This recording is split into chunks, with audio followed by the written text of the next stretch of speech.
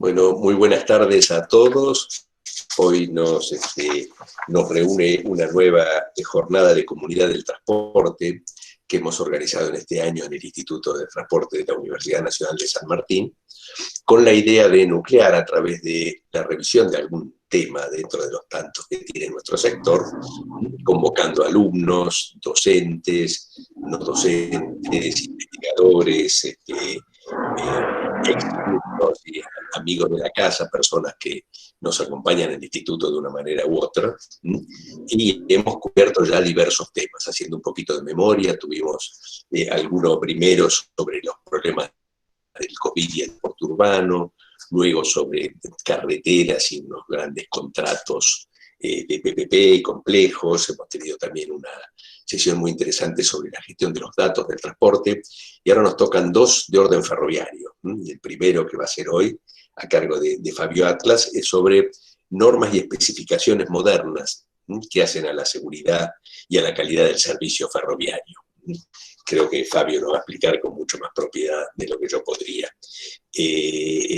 Fabio es un docente del cual estamos sumamente orgullosos, es ingeniero industrial, con especializaciones de posgrado en calidad, en dirección de proyectos, en riesgos de procesos, y que se ha especializado muchísimo en las nuevas tecnologías en los sistemas ferroviarios. Fabio ha sido un poco una de las alma mater del cambio que hicimos hace un tiempo en el instituto, de convertir nuestras dos tecnicaturas en una licenciatura, que justamente lo que agrega es un componente de tecnología moderna muy importante. Lo último que quisiera decirles es que tras la exposición de Fabio, que tendrá 40 minutos o aproximadamente, después, digamos, estamos abiertos a las preguntas. En estos casos las preguntas se hacen por el chat que tiene la aplicación, y el moderador, que ese es el rol que hoy me toca a mí desempeñar, es el que se la transmite, las ordeno junto a algunas que se parezcan, etcétera, a Fabio para que él las responda. Entonces, Fabio, quedamos atentos a escucharte. Bueno, José, muchas gracias por tu presentación y muchas gracias a todos por estar presente en esta charla del día de la fecha. Mira, cola ahí.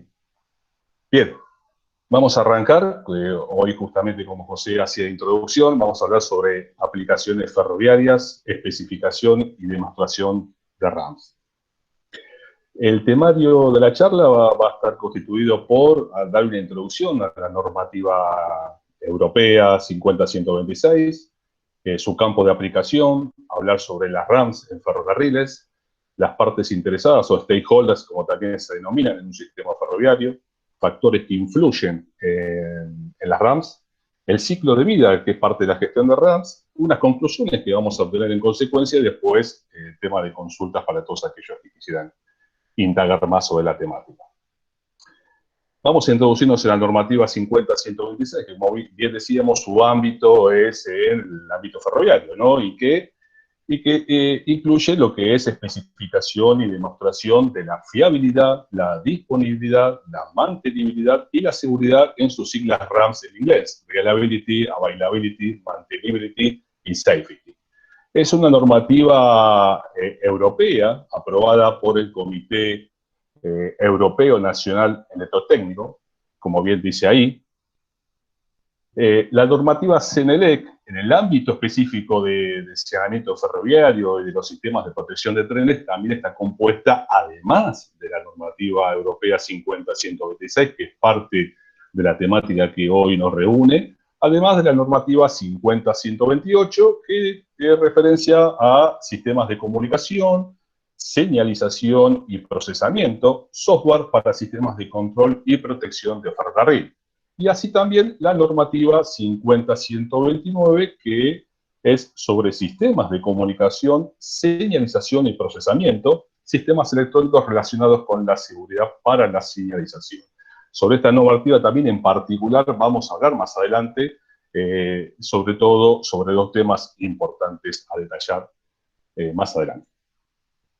Continuando hablando sobre la normativa 50-126, es una normativa que proporciona a todas las partes interesadas, que luego vamos a hablar justamente de cuáles son las partes interesadas de de un sistema ferroviario. Un proceso que permite implementar un enfoque coherente justamente ¿para qué? Para la gestión de RAMs, para la gestión de lo que es la fiabilidad, la disponibilidad, la mantenibilidad y la seguridad. El campo de aplicación. El campo de aplicación de esta normativa es todo, como ustedes pueden ver en estas gráficas, en estas fotografías, a todo lo que es referente a mando, control y señalización, a todo lo referente a material rodante, a todo lo referente sobre infraestructura, a energía y a la integración segura, entendiéndose como integración segura una línea ferroviaria en la cual subsiste en un determinado instante, momento, digamos, la instalación de diferentes componentes, como vimos recientemente, donde tenemos, por ejemplo, acá compartiría, digamos, en un mismo instante un sistema de saneamiento, un sistema de protección, la misma infraestructura ferroviaria y el sistema de material rodante. Entonces, la idea es hacer justamente esa integración segura de todos estos subsistemas. Las RAMs en ferrocarriles, ¿sí? Sabemos que el objetivo de un sistema ferroviario es lograr un determinado nivel de tráfico ferroviario en un momento determinado, con una determinada seguridad, disponibilidad, y siempre también dentro de unos límites de costo específicos. El objeto justamente del proceso RAM es reducir la incidencia de fallos a través de estas metodologías que vamos a explicar a continuación, y sus consecuencias a lo largo del ciclo de vida, ¿sí? Que vamos a ver también el ciclo de vida que forma parte de la normativa 126, con el objetivo de minimizar el riesgo residual resultante de potenciales errores que puedan subsistir. Las partes interesadas o stakeholders, como también se denomina en el ambiente ferroviario, tenemos las empresas propiamente ferroviarias, los administradores de infraestructuras, los encargados del mantenimiento, los proveedores para ferrocarriles y la autoridad de seguridad. Factores que influyen en la RAM. Bueno, la normativa, la 50.126, describe esta imagen que ustedes pueden ver en esta diapositiva con tres grandes grupos, ¿no? El primer grupo de lo que son las condiciones propiamente del sistema, ¿no? Dentro de las condiciones del sistema vamos a tener las características técnicas que tenga ese sistema, los fallos con los cuales, digamos, se originen en función de ese sistema, ya sean sistemáticos, aleatorios, ¿sí? Dentro de las condiciones de explotación, tenemos, fíjense cómo acá la norma lo hace una apertura con las condiciones de entorno, ¿sí? En las cuales explota una determinada línea ferroviaria, los factores humanos, que se desprenden también los errores humanos que pueden ocasionarse, procedimientos operativos, el perfil de una misión, ¿sí? Y la logística también que conlleva a todo lo que es una explotación ferroviaria, ¿no? Y por último, las condiciones de mantenimiento. Obvio, también entran también los factores humanos, los procedimientos de mantenimiento, ya sea las distintas técnicas de mantenimiento que se apliquen, y también la logística. Ahora sí, vamos a meternos en lo que es el ciclo de vida de la gestión de RAMs, ¿no?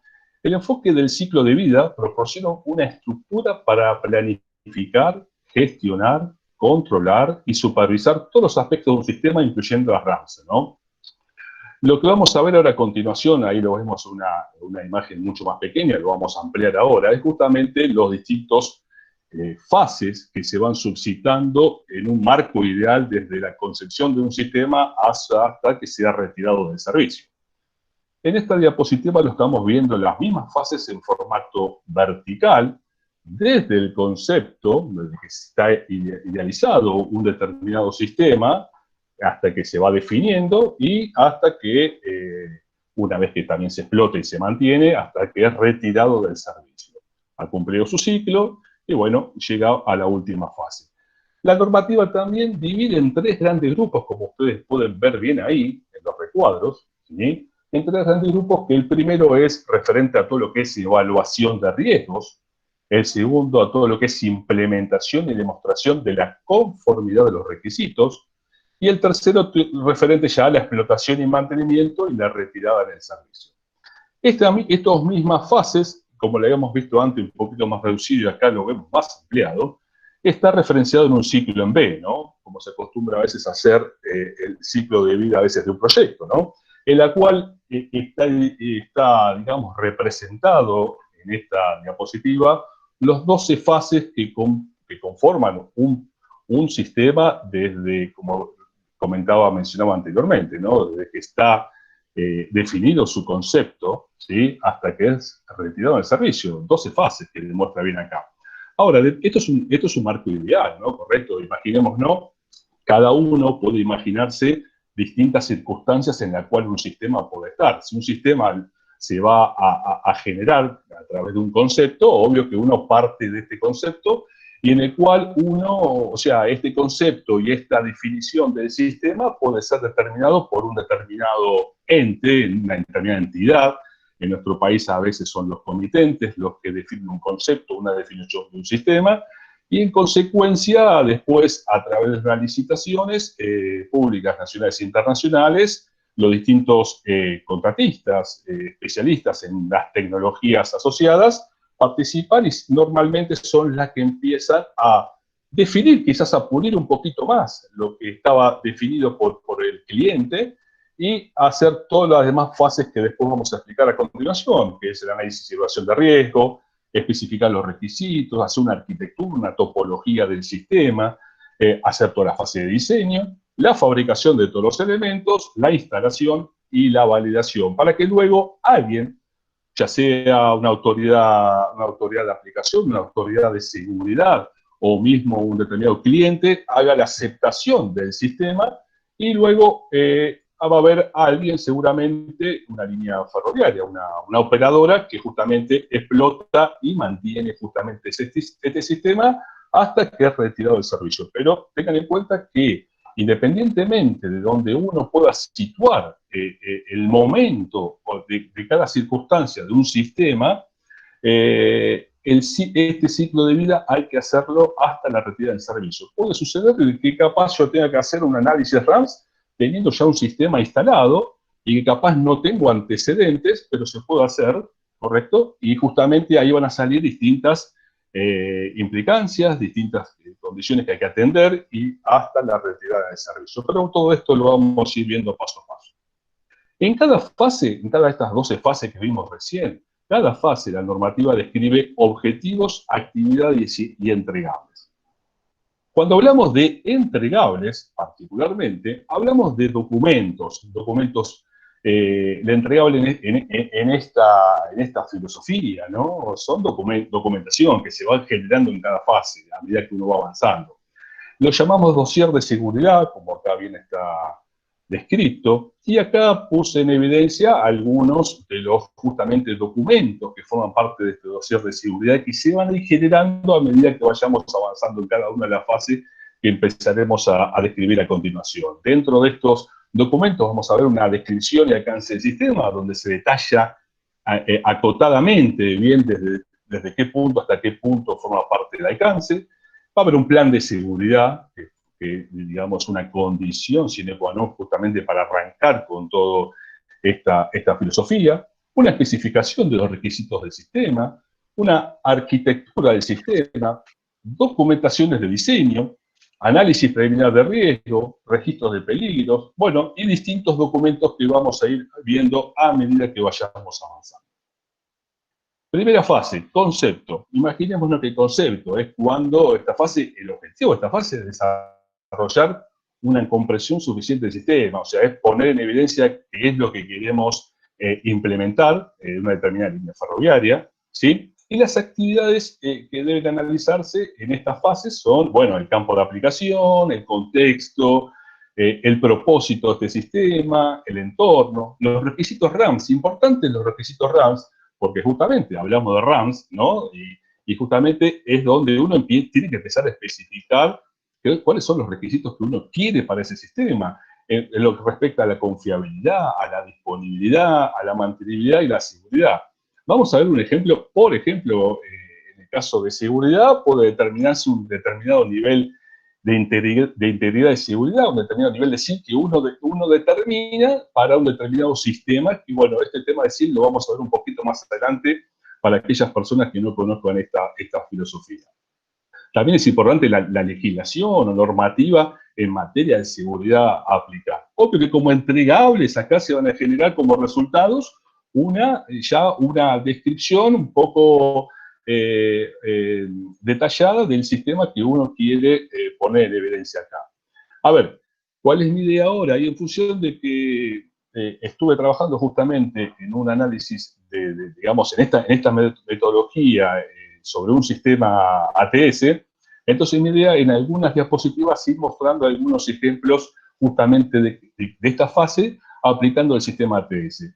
Creo que todos conocen que hoy en día, por una, llamémosle, una situación obvia, solamente la línea roca tiene un sistema de protección, ¿no? A nivel ferroviariamente hablando, trenes de superficie. Después la demás línea no tiene ningún sistema de protección de trenes, salvo si vamos bajo tierra, en las líneas de subte, en el metro nuestro de Buenos Aires, en las cuales todas las líneas tienen tecnologías mucho más avanzadas, como ATP, SBTC, distintas líneas. Pero hablando de ATS, hoy en día, llamémosle como política de Estado, política del Ministerio de Transporte o de distintas entidades ferroviarias que se encargan de justamente de disponer de la infraestructura, como es por ejemplo la Administración de Infraestructura Sociedad del Estado, ha dispuesto clonar el sistema ATS que está en Roca y instalarlo en todas las líneas del AMBA. Por eso justamente un ejemplo, voy a ir brindando este ejemplo acá en cada fase. En la fase 1, por ejemplo, concepto, bueno, la DIF, por ejemplo, ha idealizado diciéndole, señores, queremos implementar un sistema de protección, ¿sí? Que en este caso es el ATS. En una línea ferroviaria determinada, bueno, acá en este caso son en todas las líneas del AMBA, ¿no? Y con unos requisitos de fiabilidad, disponibilidad, mantenibilidad y seguridad que están basados un poco en aquellos requisitos que ya tenía actualmente la línea Roca, ¿no? En ese sistema ATS. En este caso, el nivel de seguridad, estamos hablando de un nivel de seguridad sincero, no aplica en este caso un nivel intrínseco de seguridad un poco más elevado. Y las normativas aplicables, justamente esta normativa, la 50.126. Ahora ya en la fase número 2, definición del sistema y contexto operativo, ¿sí? Acá ya empezamos a definir un poquito más de detalle del sistema, la misión, ¿sí? Los límites del sistema, importante el alcance, si es una determinada línea ferroviaria, de qué punto hasta qué punto está, qué señales están involucradas, qué material rodante, si tengo vías secundarias, terceras, cuartas, esas vías, si también están involucradas en el alcance. Siempre es importante saber el alcance bien delimitado. Definir el campo de aplicación del análisis de riesgo del sistema, las funciones que ha de proporcionar el sistema. Si en este caso estamos hablando de un sistema de ATS, como estamos dando el ejemplo, para ir comparando en cada fase, bueno, no sé, que las funciones serán que corte tracción a determinada velocidad, que aplique freno de servicio y o emergencia a determinadas condiciones. Bueno, las funciones justamente en la cual este sistema necesitamos que actúe, ¿sí?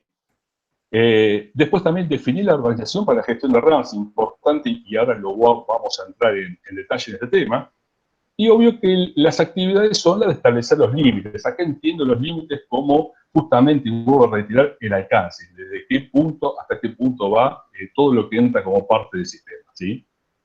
Como entregables, y voy resaltando en este colorcito violeta, es más que nada todos los que son documentos que forman parte del dossier de seguridad. En cada fase decíamos que se van generando documentos que forman parte del dossier de seguridad y después se van a ir actualizando, porque en todo el ciclo de vida del proyecto se van actualizando estos documentos. Bueno, acá tenemos la definición del sistema y un plan de seguridad, como habíamos mencionado anteriormente en ese listado del dossier de seguridad. Hablamos de definir la organización para la gestión de RAMs. Y acá quería hacer una mención a la normativa 50.129 que mostré anteriormente y que formaba parte de esas 3 normas que comprenden las normativas CENELEC. Importante porque dependiendo el nivel de SIL, el nivel de intrínseco de seguridad de un determinado sistema que esté especificado, es como debe conformarse la organización de seguridad que va a llevar a cabo el proyecto. Acá muestra que dependiendo del nivel de SIL 0, cómo tiene que estar conformado. Cuando dice acá evaluador, lo que está en línea punteada acá, está referido a lo que es un evaluador independiente de seguridad, que después vamos a hablar más adelante sobre esta temática.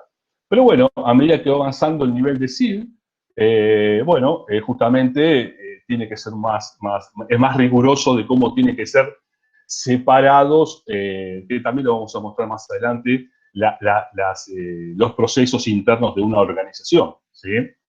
Ahora, hablamos de SIL y para aquellas personas que capaz nunca oyeron hablar de la palabra SIL, SIL viene de lo que es Safety Integrity Level, ¿sí? O nivel de integridad de seguridad, y lo podemos definir como la confianza que nos merece que una función de seguridad se vaya a realizar adecuadamente. Como les comentaba anteriormente, perdón, en el caso del ATS estamos hablando de un SIL 0, ¿sí? No aplica otro nivel de SIL. Bien, análisis y evaluación de riesgo, fase número 3. En esta fase, los objetivos ¿cuáles son? Y acá empezamos a identificar y clasificar los peligros del sistema, seleccionar los principios de aceptación de riesgos, definir y aplicar los criterios de aceptación de riesgos, evaluar los riesgos, ¿sí? Es importante, lo último que está resaltado, como yo siempre le decía, realizar el registro de peligros, que es uno de los documentos de seguridad que forman parte del dossier de seguridad. Ahora bien, estamos hablando de riesgo, y vamos a ver cómo define riesgo, peligro, registro de peligro, 3 palabras que recién mencionamos, esta normativa, la 50.126. El riesgo para lo que es RAMS en ferrocarriles lo define como la combinación de la frecuencia esperada de pérdidas y el grado previsto de gravedad de las pérdidas. O sea, la frecuencia o la probabilidad de ocurrencia de un evento combinado con la gravedad, con la consecuencia, con el impacto que va a generar justamente esas situaciones, ¿no? O esas condiciones. El peligro lo define como aquella condición que podría conducir a un accidente. Y el registro de peligros, y vuelvo a repetir lo que comentaba anteriormente, como uno de los documentos que forman parte del dossier de seguridad, lo define como el documento en el que los peligros identificados, las decisiones tomadas, las soluciones adoptadas y su implementación quedan debidamente registradas. Ahora bien, así como hablamos que el riesgo es la combinación de la frecuencia por la gravedad, la normativa, la 50.126, pone como referencia una matriz, en la cual, o mejor dicho, estas tablas que después van a llevar o van a conducir a una matriz, en la cual define niveles o categorías de frecuencia, ¿sí? Como pueden ver acá, ¿sí? Divide 6 categorías, digamos, que es frecuente, que un evento puede sucederse con mucha frecuencia, es probable, ocasional, remoto, improbable o increíble, y con la descripción para cada una de estas categorías, ¿no? Asimismo, como define también lo referente a frecuencia, define lo mismo también con respecto a gravedad. Hacer mención a 4 categorías, desde catastrófico, crítico, mínimo y significante, con su respectiva descripción de cada uno de estos niveles, ¿sí? En consecuencia de esto y puesto de manifiesto una matriz, cruzamos lo que es la frecuencia o probabilidad de ocurrencia, los niveles de gravedad, ¿sí? O de impacto que va a tener, ¿sí? Y que se van a manifestar en consecuencia en esta tabla, ¿sí? Frecuencias, las 6 niveles que teníamos, y los niveles de gravedad, y en consecuencia cómo quedaría representado en función de cómo quede en cada ubicación cada uno de los riesgos, ¿sí? Donde denotamos que acá, descrito en la normativa, dice que cuando un riesgo es intolerable, dice, debe eliminarse, no es aceptable bajo ninguna condición, hay que tomar una acción, mitigarlo, hay que tomar una acción, ¿sí? No es aceptable. Cuando queda un riesgo en una ubicación no deseable, solo debe aceptarse cuando la reducción del riesgo sea impracticable y con el acuerdo de la autoridad ferroviaria. Cuando es tolerable, ya es aceptable con el control adecuado y acuerdo de la autoridad ferroviaria, e insignificante, aceptable sin acuerdo alguno. Ahora bien, cuando uno hace un registro de peligro, empieza a hacerlo en esta fase número 3, hasta en realidad hasta la retirada del servicio, empieza a poner en manifiesto, acá puse algunas columnas, esto en realidad es una matriz bastante ancho en lo extenso, en lo horizontal y en lo vertical, ¿no? Es bastante complejo hacer esto, pero interesante, donde, bueno, hay varios modelos, ¿no? Pero básicamente uno tiene que poner en una columna el origen, de dónde viene eso. Uno puede hasta dividir diciendo, miren, voy a detectar potenciales amenazas, potenciales condiciones que pueden conducir a un peligro en el diseño, en la implementación, en la validación, en distintas situaciones, en las interfaces, en un montón de cosas, hasta en la instrumentación a utilizar. Si no tengo un instrumento en el cual voy a medir una condición de seguridad y ese instrumento no está calibrado adecuadamente, no tengo idea de qué valor, cuando decimos más, menos, no sé, tal valor, la verdad que si no hay una calibración y una incertidumbre de medición de instrumento, es complejo tener una certeza de ese valor. Con lo cual, bueno, esto con respecto a origen, hay una descripción, un subsistema, volviendo a lo que es el sistema ATS, podría ser su sistema ATS en vía o ATS a bordo, o lo que es cotejador de velocidad, un componente que puede ser algún elemento que forma parte justamente de ese equipamiento, en ese caso, una ID de amenaza, de donde se empieza acá en forma vertical a numerar cada una de ellas, la causa, cuál es la causa que origina o que puede originar un potencial peligro, ¿sí? La consecuencia o condición esperada, y acá vamos a tener un riesgo inicial, ¿en función de qué? Justamente de la combinación de la frecuencia y gravedad, como habíamos visto anteriormente en la matriz. Entonces, vamos a tener, o podemos tener, 4 escenarios diferentes, ¿sí?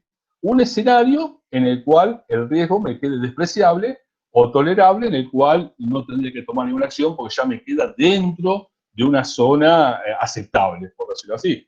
Ahora bien, cuando me queda en una zona, como estas dos que están acá abajo resaltadas, no deseable o intolerable, ahí es donde hay que tomar acciones. Hay que mitigar ese riesgo, ¿sí? Pues como definía la norma anteriormente, no son aceptables, hay que tomar acciones. Por ende, y en consecuencia, la tabla podría seguir hacia su derecha, ¿no? De forma horizontal, una posible mitigación. ¿Qué puedo mitigar? ¿Puedo mitigar la gravedad o la frecuencia? A veces la gravedad, porque una determinada condición siempre va a tener la misma gravedad, pero capaz puedo digamos, trabajar sobre la frecuencia. Entonces, seguramente tendré que analizarlo, bueno, todas estas cosas, si es un diseño, lo que sea, pero tengo que mitigarlo, con el objetivo de que justamente ese riesgo final haya pasado a una zona tolerable o insignificante. Y después hay muchas más cosas que les podemos aplicar a continuación que también se pueden ir poniendo y genera, por eso como les comentaba, una tabla bastante compleja. Dentro del dossier de seguridad, disculpen, dentro del listado de los documentos que forman parte del dossier de seguridad, acá resalté 4 documentos que justamente son importantes y que algunos se originan en esta fase, la fase número 3, y algunos después se generan como consecuencia en fases más adelante. Con respecto al análisis preliminar de riesgo, se origina antes del registro de peligro, donde uno hace un análisis preliminar, y después, en consecuencia de eso, empieza a hacer el registro de peligro, como les comentaba recientemente. Ahora bien, en consecuencia de estos peligros que se van generando, ¿sí? O mejor dicho, vuelvo acá, estos riesgos que vamos obteniendo en consecuencia, puede pasar escenarios en los cuales uno hace una mitigación justamente para disminuir ese riesgo que no quede en un escenario no deseable, intolerable, y toma una acción. Bueno, esa acción tiene que ser verificada empíricamente y justamente hay que demostrarlo cómo se ha justamente mitigado. Por eso esto origina como consecuencia lo que son los requisitos de seguridad. Y también están lo que llaman las condiciones de aplicación relacionadas con la seguridad. Esto es cuando dentro del alcance que uno está haciendo este proceso, y digamos que hay condiciones en las cuales solo se pueden atender en la fase de explotación y mantenimiento, y uno tiene un alcance hasta una determinada, hasta la validación del sistema, por ejemplo, mirando las fases, voy acá, mirando las fases, ¿no? Si uno tiene un alcance, una empresa, hasta la validación del sistema, no es responsable de la explotación y mantenimiento, entonces, en consecuencia, cuando uno no tiene el control del futuro para ver cómo se va a mitigar ese riesgo. Entonces, en consecuencia, lo que se hacen son justamente estos, que se denominan RAC por sus siglas, pero son condiciones de aplicación relacionadas con la seguridad, que son riesgos transferidos, ¿no? Escenarios que uno no puede atender en estas fases, y lo tiene que atender el operador y mantenedor. Esto también después vamos a hacer a mostrar un ejemplo más adelante. En consecuencia, y para repasar con un pequeño diagrama de flujo, y ver cómo es el análisis y evaluación de riesgo, porque para mí es una de las fases importantes, una vez que está descrito el sistema e identificado los riesgos, ¿sí? Procesos que se va haciendo, como les digo, en todas las fases, si bien se inicia en un momento, pero se va, digamos, actualizando en todas las fases. Hay que definir cuáles son los criterios de aceptación de riesgos, ¿sí? Se evalúan los riesgos, si el riesgo es aceptable, continúa y es mantenido en todo el ciclo de vida del sistema, y si no es aceptable, bueno, hay que tomar acciones, acá habla de cálculo de SIL en caso de que estemos hablando de un sistema con determinado nivel de SIL, para que justamente vuelva de vuelta, ¿sí? Este loop a ver si el riesgo es aceptable. Es un poco el proceso de análisis de riesgo. Ahora bien, pasamos a la fase número 4, especificación de los requisitos del sistema. Esta fase es donde especificamos el conjunto de los requisitos RAM, ya con mucho más detalle, lo que habíamos idealizado. Al principio acá lo ponemos en evidencia, ¿sí? Empezamos digamos, a demostrar, a hacer el proceso, general de demostración y los criterios para aceptación de RAMs. Proporciona un conjunto completo identificado de requisitos para la siguiente fase del ciclo de vida, ¿sí? Especificar los requisitos de control necesarios según el proceso para análisis de rendimiento de la explotación y el mantenimiento previsto en el plan de seguridad. Acá ya empezamos a poner con mucho más detalle todos esos requisitos que tiene que tener el sistema, para que después, cuando hagamos la validación, sean bien verificables, que se han cumplido justamente con estos requisitos que han sido especificados, valga la redundancia. En la siguiente fase, la arquitectura y asignación de los requisitos del sistema, es donde empezamos a hacer ya nos metemos en más detalles, hacemos una arquitectura del sistema, una topología, llamémosle, empezamos a ver todos los subsistemas, cómo se va integrando todos sus sistemas. En el caso, un ejemplo, en el caso del ATS, lo tomo como ejemplo, si tenemos un sistema ATS en vía, y como se está haciendo hoy en todas las líneas ferroviarias del AMBA, como les comentaba, es un sistema que se agrega al sistema actual. Entonces hay interfaces. Entonces, bueno, justamente hay que hacer una debida arquitectura, un análisis de las interfaces, para que luego hacer el diseño adecuado, analizar esas interfaces, tanto en vía como en la parte de a bordo, porque con el material rodante actual hay que incorporarle un determinado equipamiento para que cumpla con las funciones de seguridad. Ejemplos acá de, bueno, cómo uno empieza a describir una determinada interfase de todos los equipos involucrados, ¿sí? Tanto en vía como a bordo, ¿sí? Lo mismo acá, como es empezar a ver lo que está acá dentro, un poco acá más con detalle, que es una caja de relevadores, que justamente es la que, en función de cómo esté configurado, se especifica una consigna de velocidad que cada bobina resonante va a entregar al sistema a bordo, para que tenga esa consigna del sistema ATS a bordo y pueda justamente transitar durante un determinado traza de la vía, y que el sistema a bordo, en función de esa consigna de velocidad, vaya controlando que no sea sobrepasada, pero en caso en condición de sobrepaso de esa velocidad, obvio, va a actuar con las condiciones de seguridad para llevar el tren a condición segura. La siguiente fase, fase número 6, lo que es diseño e implementación. Bueno, acá estamos ya en la parte de propiamente diseño, como le decía anteriormente. Uno viene definiendo el sistema, en la parte donde definió bien, especificó los requisitos, hizo la arquitectura, las interfaces con todos sus sistemas, y acá empieza la fase de diseño, en la cual, bueno, como dice acá, crear sus sistemas y componentes que cumplan con los requisitos de RAMs, demostrar que los subsistemas y componentes cumplen con los requisitos de RAMs. Como entregables, fíjense que tenemos, además de los procedimientos de instalación y puesta en servicio, procedimientos de explotación y mantenimiento, también están las especificaciones para las compras, ¿no? Ni hablar. Y también está actualizaciones del dossier de seguridad. Fíjense que acá lo llama como a nivel conjunto, ¿no? Como ese listado de documentos que le mostraba anteriormente al principio, ¿no?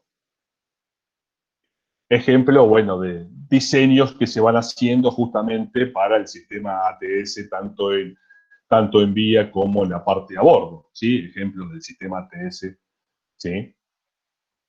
En la fabricación, bueno, ya estamos en la fase número 7, en la fabricación. Este proceso, los objetivos son la fabricación, obvio, de los subsistemas y componentes, el establecimiento y aplicación de disposiciones que garanticen el cumplimiento de RAMs, obvio, si yo tenía determinadas características, o mejor dicho, requisitos establecidos, ¿sí? Entonces tengo que cumplir que los elementos a fabricar, a proveer, ¿sí? Cumplan justamente con esas características, ya sea de disponibilidad, de seguridad, ¿sí? Es importante justamente verificar eso. Fíjense que como entregables, bueno, los informes de garantía de calidad relativos al proceso de fabricación, informes de inspección y ensayo, importante como procesos de también de calidad, y la actualización, en caso que corresponda, que proceda, del dossier de seguridad, como era ese compendio de documentos de seguridad en caso de que aplique, ¿no? Bueno, elementos del sistema ATS, tanto en vía como a bordo, el ejemplo de fabricación, cumpliendo justamente con los requisitos que estaban establecidos en la fase especificación de los requisitos, ¿no? Valga la redundancia. En la fase número 8, o integración, ¿sí? Prácticamente es instalación, ¿no? Los objetivos de esta fase es instalar el sistema integrado, ¿no? Ya, o sea, si bien uno tiene subsistemas bien divididos, hay que instalarlo todo para que después justamente se hagan las verificaciones por particular, por cada sistema, en su integración general, ¿no? Como habíamos hablado en su momento, la integración segura de este sistema, ¿no? Demostrar que el sistema, los subsistemas y los componentes integrados funcionan conjuntamente según lo definido por las interfaces, cuando se hizo las interfaces. Los subsistemas y componentes se deben integrar de acuerdo a la planificación de la integración, ¿sí? Y como entregables, bueno, los documentos de instalación, informes de instalación o integración, acciones adoptadas para resolver fallos en caso que amerite, y siempre tenemos la actualización, en caso que proceda, del dossier de seguridad, ¿no? En el caso de, bueno, acá tenemos ejemplos de la integración e instalación en el caso del sistema ATS, ya sea en los cotejadores de velocidad, ya sea en los equipos en vía, equipos a bordo, ¿sí? Fotos de ejemplos de instalación del ATS en las líneas del AMPA. Bien, validación del sistema. Acá llegamos, fíjense una cosa muy importante, cómo lo denota, lo pone en evidencia el ciclo en B de la normativa 50.126, que la validación del sistema es validar que se haya cumplido con los requisitos establecidos, ¿correcto? Entonces, como validación o como objetivo de esta fase, confirmar mediante exámenes, mediante evidencias empíricas, ¿no? Como dice acá, la aportación de pruebas objetivas que el sistema en consideración cumple con los requisitos RAMs. Confirmar o actualizar el caso de seguridad o safety case, como se llama, que ahora vamos a hablar sobre este documento importante, según los resultados de validación. Las actividades, y dependiendo el nivel de integridad de la seguridad, pueden incluir la revisión de los registros de peligro, que es un documento del dossier de seguridad, el plan de seguridad, también otro documento que forma parte del dossier de seguridad, Y la revisión del caso de seguridad, porque uno la viene haciendo, pero seguramente en cada fase uno va actualizando, en caso que corresponda otro documento también que forma parte del dossier de seguridad, el Safety Case, ¿no? Bueno, los entregables también, el informe de validación, que es también un documento que forma parte del dossier de seguridad, potenciales actualizaciones en el registro de peligro, el plan de seguridad y el caso de seguridad. Validación es donde hacemos evidencias empíricas con instrumentación específica y verificamos por subsistema y después en forma integral justamente la integración segura de todo el sistema, ¿sí? Mediante protocolos, documentos específicos elaborados para verificar que se hayan cumplido con los requisitos que estaban establecidos en la especificación de los requisitos del sistema. Ahora bien, pasamos ahora a la fase número 10. Fíjense el recorrido que fuimos haciendo. Alguien hizo un concepto, una idea de un sistema a instalar. En este caso estamos haciendo el ejemplo de un sistema ATS. Se define ya el contexto operativo, más descripción del sistema, ¿sí? Y se empieza a hacer en consecuencia el análisis y evaluación de riesgo, ¿sí? Se especifican los requisitos del sistema, ¿sí? Que son los que después hay que validar, como decíamos en la fase de validación. Se va haciendo la arquitectura y asignación de los requisitos del sistema a esa arquitectura. Empezamos a ver las interfaces en la misma arquitectura, porque lo ponemos en evidencia, en una topología. Hacemos el diseño, ¿sí? Fabricamos los equipos acorde justamente para cumplir con los requisitos RAMS establecidos, lo instalamos o lo integramos, ¿sí?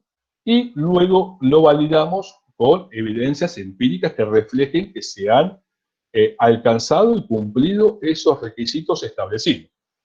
Ahora pasamos a la fase de aceptación del sistema, donde hay alguien, una autoridad de seguridad, una autoridad que tiene que aceptar ese sistema en función de lo que estaba estipulado, con los requisitos establecidos, verificándose en la fase de validación que se ha demostrado, vuelvo a reiterarlo, empíricamente, que se han alcanzado y cumplido esos requisitos establecidos. Veamos qué dice la normativa. Dice, como objetivos, evaluar la conformidad de la combinación de los subsistemas, componentes, interfaces y condiciones de aplicación relacionadas con la seguridad del RAC. ¿Sí? Esto es lo que hablábamos anteriormente. Estas condiciones de aplicación relacionadas con la seguridad son, o es RAC, como bien lo dicen estas siglas, son aquellas,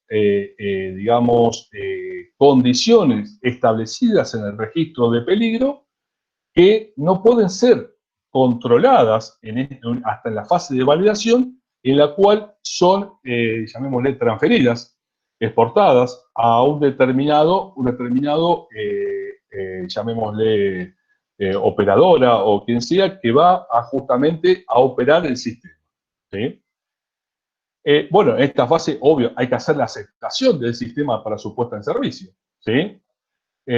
La entidad que acepte el sistema, responsable del servicio ferroviario u otro, depende cómo esté determinado, debe realizar todas las tareas de verificación y validación del sistema, el registro de peligros actualizados y el caso de seguridad Safety Case. Lo que se acostumbra, o lo que hay que hacer, y recordemos que este es un ciclo en B y que son 12 fases, el registro de peligros debe ser actualizado y mantenido hasta la retirada del servicio del sistema, como decíamos al principio, ante la explicación justamente del ciclo de vida del sistema, ¿sí? Como entregables, puede ser que proceda, acá está bien descrito, un informe de evaluación independiente de seguridad, ISA, Independent Safety Assessment, ¿no? Una evaluación independiente de seguridad, en caso que proceda, en caso que esté especificado. Ahora vamos a ver que en el caso de lo que es Europa hoy en día es una condición sine qua non, ¿no? Pero no importa, vamos a verlo ahora. La aprobación de los ASRAC o las condiciones de aplicación relacionadas con la seguridad y un informe de aceptación, ¿no? Estas son todas, digamos, las actividades que se van realizando y originan entregables en esta fase de aceptación del sistema. Hablamos del caso de seguridad o safety case también como se denomina, ¿no? Y acá quería hacer hincapié y hacer relación a una normativa en la cual detalla cómo tiene que estar conformado un caso de seguridad. Primero, digamos o veamos lo que dice. El caso de seguridad consiste en la justificación de seguridad estructurada y documentada que aporta la prueba de cómo el sistema en cuestión cumple los requisitos de seguridad especificados. Acá se pone en evidencia todo el proceso realizado en todas las fases, inclusive la validación, ¿correcto? Para que alguien haga la aceptación del sistema adecuadamente, o también además para que, si en el caso que proceda un informe de un ISA o un evaluador independiente de seguridad, tenga las herramientas, las evidencias, justamente para poder emitir ese informe de seguridad. En el caso de la normativa 50.129, define bien todo el contenido que tiene que tener, o la temática que tiene que tener un caso de seguridad. Primero, definición del sistema en consideración. Cuando uno define el sistema en consideración, obvio que define todo lo que estaba especificado en la fase de descripción del sistema, en la fase número 2. Pero además, tiene que poner en evidencia, en este primer tema, es cómo ha quedado configurado el sistema. ¿Cuál fue la configuración final del sistema?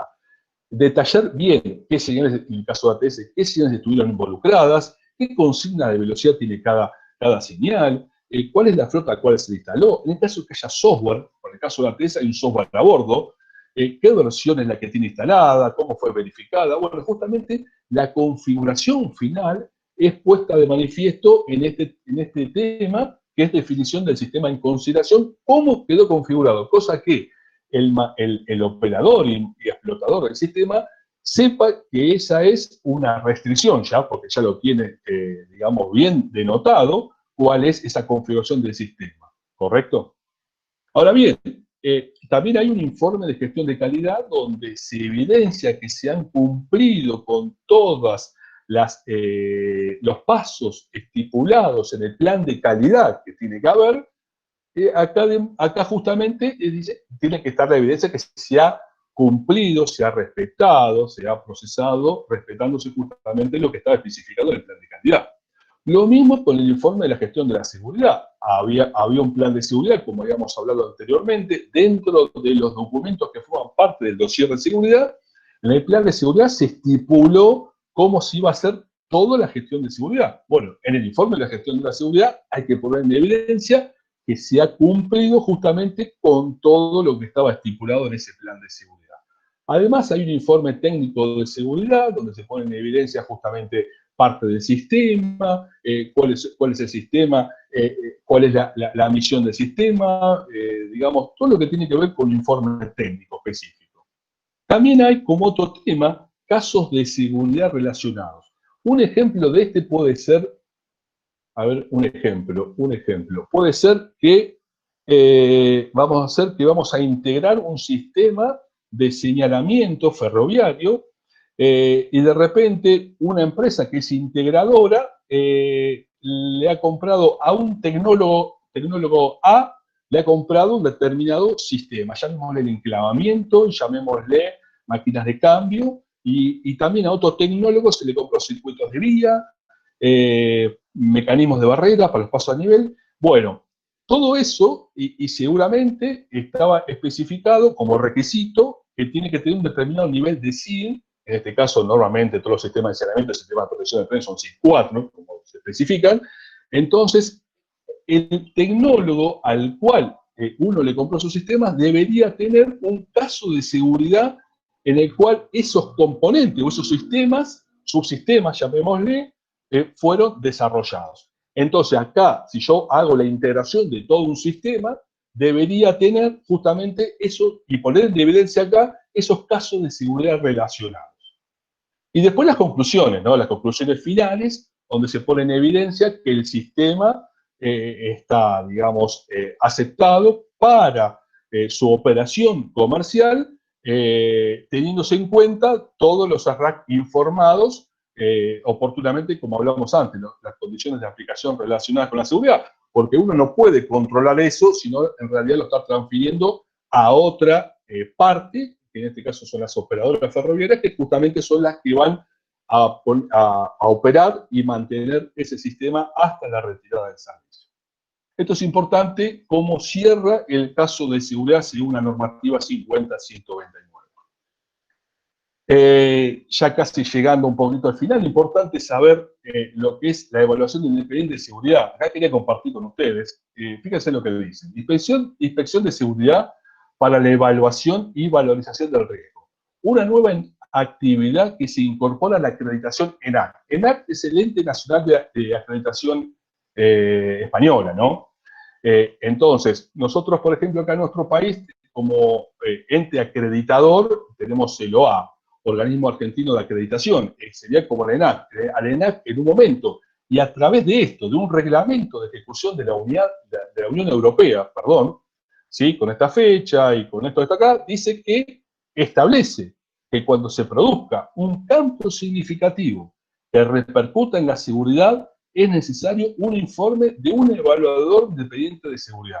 O sea, fíjense que a través de un reglamento, la Unión Europea pone en evidencia que prácticamente es condición sine qua non siempre que voy a modificar, instalar, agregar algo que tiene un impacto en la seguridad, ya sea en todo el alcance que vimos al principio, que era ya todo lo que sea asignamiento, material rodante, infraestructura, energía o la integración segura, tiene que tener justamente un informe de un evaluador independiente de seguridad.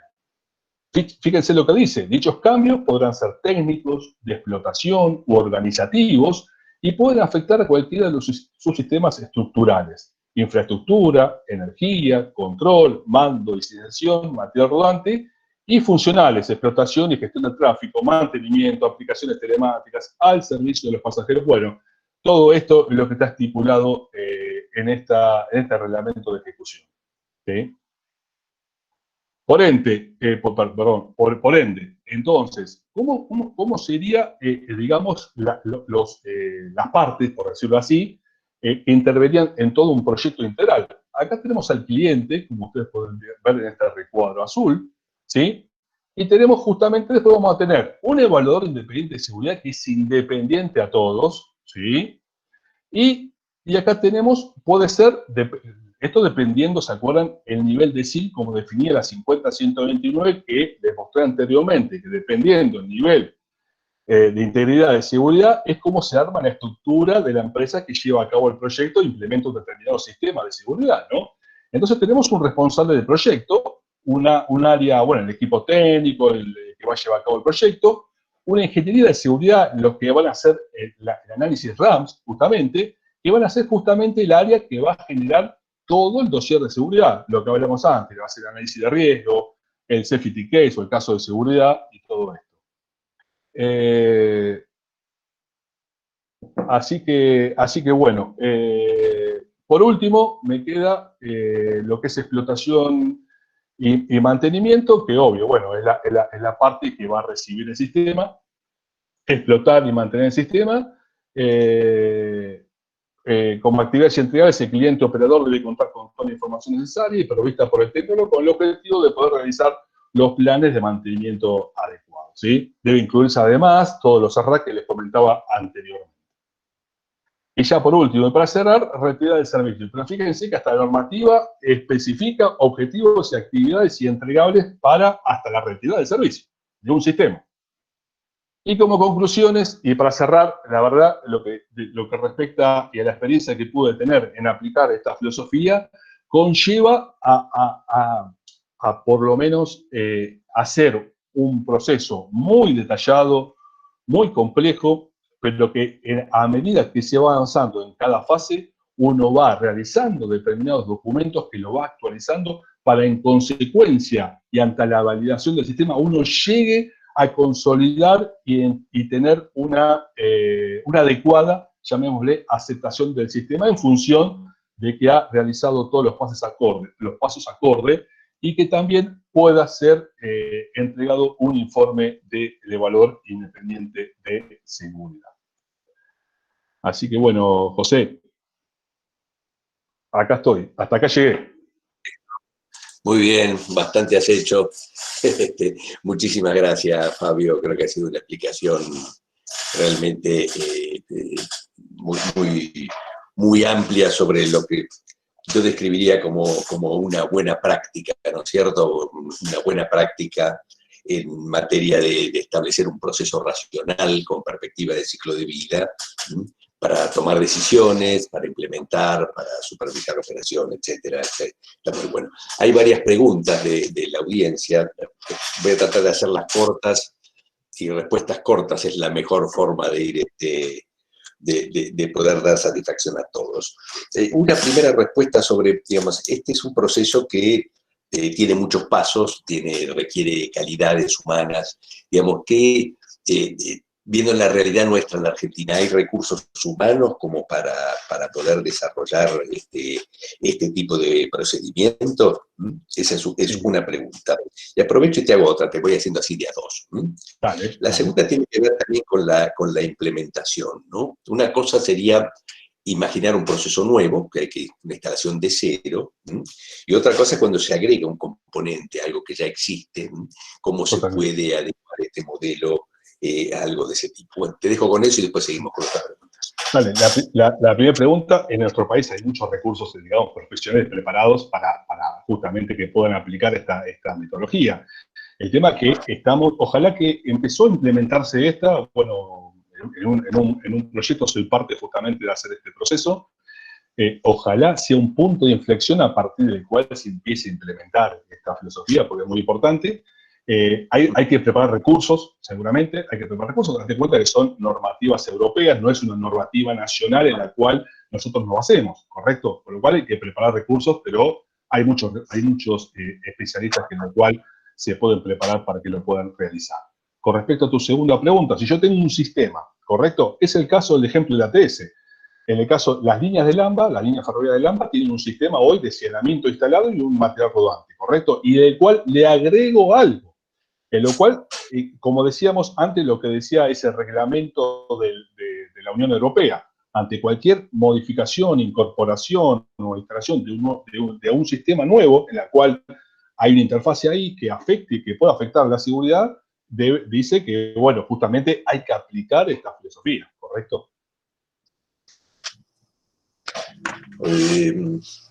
Ok, también hay otras dos preguntas, Fabio, vinculadas con esto. Primero, esta modalidad de trabajo, de alguna manera. Sí. Hoy se está aplicando, se aplica, ya, bueno, he hecho alguna referencia al tema del ATS en el sistema ferroviario metropolitano. ¿En qué línea se usa eso? ¿En el subte se está utilizando también esta modalidad de análisis?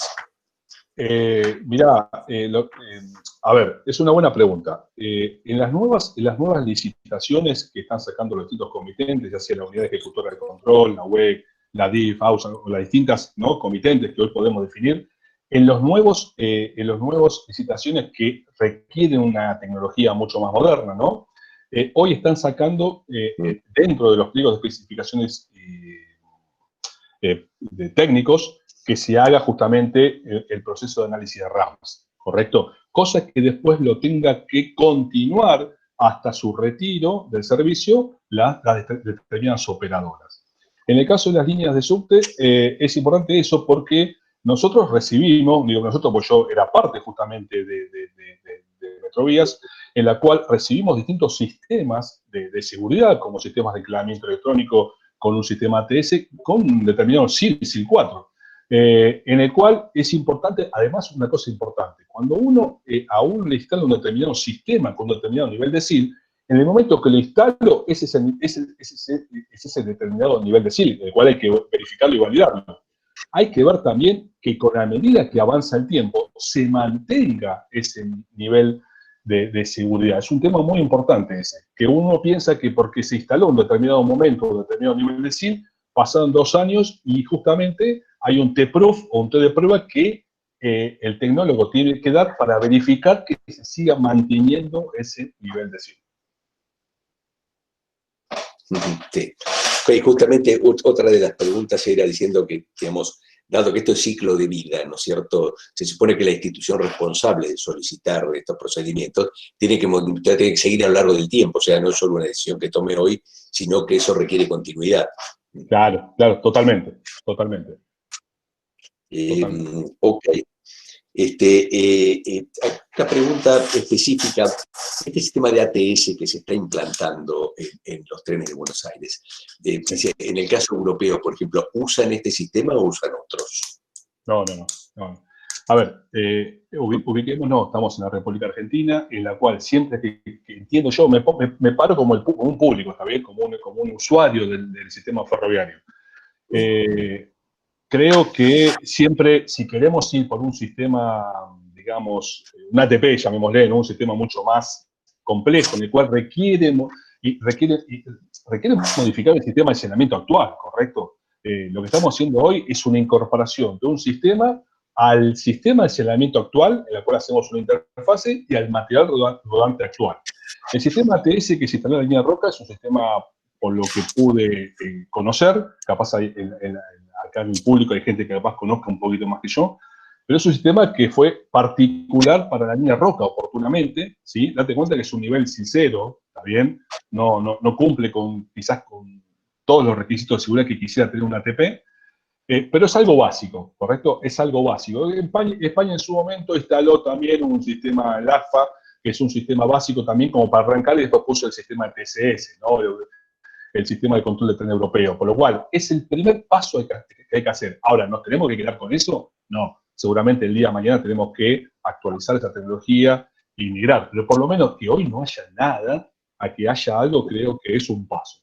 ¿Sí? No sé si lo responde. Una pregunta más. Todas estas preguntas, simplemente yo reitero lo que han hecho las personas de la audiencia. Creo que satisfecho todas, queda una, que es respecto, digamos, con la implantación de este nuevo ATS, pero que se superpone a otro sistema de señalamiento preexistente. ¿Hay que hacer ajustes normativos? ¿Cómo conviven? Bueno, buena pregunta. A ver, hubo que hacer un paso previo. Recordemos que, a ver, yo siempre comparo, y la verdad que la comparación es bastante odiosa, pero hay unos cambios de tecnología bastante importantes. Vamos bajo tierra, vuelvo a reiterar, a nivel de líneas de metro, y tenemos enclavamientos electrónicos en todas las líneas. Hoy tenemos enclavamiento electrónico, ¿sí? En los sistemas de señalamiento. Ahora vamos a los trenes de superficie y tenemos ninguna línea con enclavamiento electrónico, ninguna línea, y tenemos enclavamientos mecánicos, electromecánicos, ¿sí? Cuando digo electromecánicos, eléctricos basados en relés ferroviarios, o si no, mecánicos. A ver, para la instalación del sistema ATS, en las distintas líneas ferroviarias del AMBA hubo que hacer una adecuación de señal, porque teníamos los brazos mecánicos. Entonces la DIF lo que hizo es hacer obras para reemplazar ese brazo mecánico, instalar una señal LED y en consecuencia a través de un relé que alimenta esa señal luminosa, también alimentar el sistema ATS o la bobina que se coloca del sistema ATS. Sí, hubo que hacer un paso previo a esto y bueno, hubo que hacer una interfase segura, correcto, para que convivan el sistema de señalamiento con la incorporación del sistema ATS. Ok, te decía que todas estas eran preguntas que provenían del público, te quisiera hacer una yo. Y es la siguiente, ¿no es cierto? Nosotros creo que con el sistema ferroviario, particularmente ferroviario de superficie, más que el subterráneo, venimos medio atrasados, tuvimos muchos años de hacer pocas cosas, ¿no es cierto? Bueno, ahora se está poniendo los últimos tiempos un poco más las pilas, ¿no? Y el tema es que la organización del sistema ferroviario también es compleja en la Argentina. Y ahí mi pregunta es esta, ¿no? Desde el punto de vista así institucional, ¿vos ves que hay vocación y capacidad técnica en las autoridades y en las empresas públicas del sector para impulsar este tipo de buenas prácticas? Entiendo que sí, es más, la empezaron a hacer. O sea, justamente el ejemplo que puso en referencia es a través de justamente una iniciación de implementar, aunque vuelvo a reiterar, es un sistema, no llega a ser un ATP, el ATS, pero es un sistema que llamémosle, de ayuda a la conducción, que mejora un paso la seguridad y en la cual a través de esto se hubo un punto de inflexión. Como digo yo, decía anteriormente, ojalá que este punto de inflexión sea de que esta implementación de esta filosofía de aplicación y demostración de RAMs se continúe en el tiempo con todas aquellas sistemas que conlleven a la seguridad. Y haciendo un poquito de memoria, yo creo que este sistema no se iba a implantar originalmente al comprarse los primeros coches chinos y que eso no anduvo muy bien. No, Tiene su historia, ¿no es cierto? Ese es el ATSD, Recordé, si me hace recordar en el tiempo esto, llamémosle 2 gestiones anteriores de gobierno, ¿sí? Sí. Y bueno, del accidente que todos conocemos, se había comprado a la empresa China Railway Signaling Communication, CRSC, un sistema como este ATSD, con la D al final, en la cual se empezó a instalar en el Sarmiento y Mitre. En el Mitre, bueno, prácticamente no está casi nada instalado, poco, pero sí en el Sarmiento. El Sarmiento está instalado, tuvo problemas, o sea, las balizas o las símil eurobalizas chinas que colocaron, tuvieron algunos problemas, las tuvieron que reemplazar todas. Hoy está instalado el sistema, pero solamente en funcionamiento, porque lo tienen los coches chinos que vinieron, los coches que están en el Sarmiento y Mitre, lo tienen instalado a bordo. Está funcionando la entrada 11 entre, digamos, cuando uno sale de Caballito, por decirlo así, por vía descendente, y cuando está llegando a la trinchera para llegar a la estación 11, está funcionando como un cotejador, un controlador de velocidad justamente para evitar accidentes. Pero ese es el ATSD que vos hacías referencia, José. Ok, bueno, ok. Ahí vamos, Fabio, yo creo que ya hemos cumplido 1 hora y 10. Creo que hemos cubierto prácticamente todas las preguntas. No sé si me olvidé alguna, pero desde mi punto de vista te dejo si querés cerrar, haces algún comentario adicional y después ya ponemos fin a la jornada de hoy. No. Bueno, muchas gracias a todos por participar en este evento. La idea era dar una introducción. Imagínense que esto es una temática que lleva mucho tiempo, mucha dedicación. Hice una breve descripción de un poco lo que es esta filosofía, ¿no? Y ante la experiencia que he tenido recientemente o aplicada también anteriormente, tiempo atrás, en otro proyecto. Y la idea era justamente compartirlos con ustedes y me gustaría, y ojalá que podamos preparar más profesionales porque nuestro país lo necesita, justamente preparar profesionales en esta temática. Hay acá varios autores, bueno, veo que hay varias gente que me lo va justamente a validar esto. Osvaldo Bonelli es uno de ellos, que sabe que necesitamos justamente preparar personas que puedan aplicar esta filosofía, ¿sí? Para eso está la universidad, junto con otras instituciones hermanas en eso. Totalmente. Bueno, Fabio, totalmente. muchísimas gracias. Gracias a todos por estar presentes. Siempre queda alguna preguntita, alguna cosita al final que no hemos podido preguntarle, lo lamento. Y bueno, esperamos después poner a disposición de todos la presentación de hoy y la grabación, para los que les interese verlo con mayor detalle. Muchísimas gracias. Y No, Adolfo, gracias a todos. entonces, vamos cerrando. Gracias. Gracias.